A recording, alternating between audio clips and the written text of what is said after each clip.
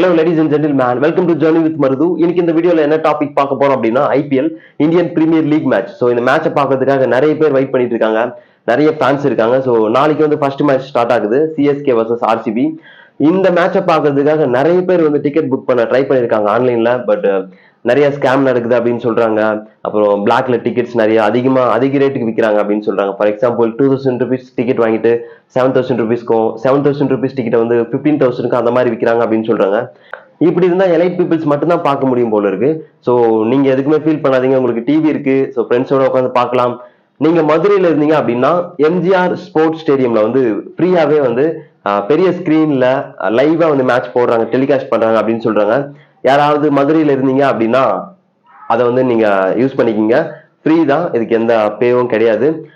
தல தோனிக்கு வந்து இந்த சீசன் தான் வந்து ஃபைனல் அப்படின்னு சொல்லி எல்லாருக்குமே தெரியும். கிட்டத்தட்ட வந்து 16 டைம்ஸ் வந்து கேப்டனா இருந்திருக்காரு. லாஸ்ட் டைம் தான் வந்து ஜடேஜா வந்து இறக்கி விட்டுருக்காரு. இப்போ அவர் கேப்டன்சியை வந்து யார்கிட்ட ஹேண்ட் ஓவர் பண்ணிருக்காரு அப்படின்னு பாத்தீங்கன்னா ருத்ராஜ் கெய்க்வாட் கிட்ட தான் ஹேண்ட் ஓவர் பண்ணிருக்காரு. ஸோ தல தோனி ஃபேன்ஸ்க்குலாம் இது வந்து பெரிய சோகத்தை ஏற்படுத்தியிருக்கு.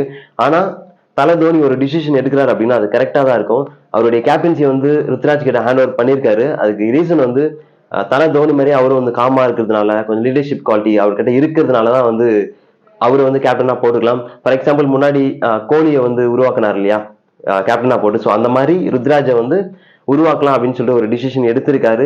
என்னதான் அவர் கேப்டனா இருந்தாலும் பின்னாடி இருந்து வழி நடத்துறது வந்து தல தோனியா தான் இருப்பார் அப்படின்னு சொல்லிட்டு ருத்ராஜ் வந்து சொல்லியிருக்காரு.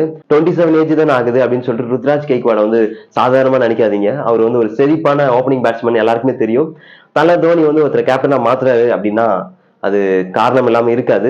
ஸோ அவர் கேப்டன்சியே வந்து ஹேண்ட் ஓவர் பண்ணிருக்காரு. ஸோ வெயிட் பண்ணி பார்ப்போம். 2008ல இருந்து தல தோனி 16 டைம்ஸ் வந்து கேப்டனா இருந்திருக்காங்க. அதெல்லாம் ரொம்ப பெரிய விஷயம் ஆக்சுவலி. நாளைக்கு தல தோனிக்காக எல்லாருமே வெயிட் பண்ணிட்டு இருப்பீங்க.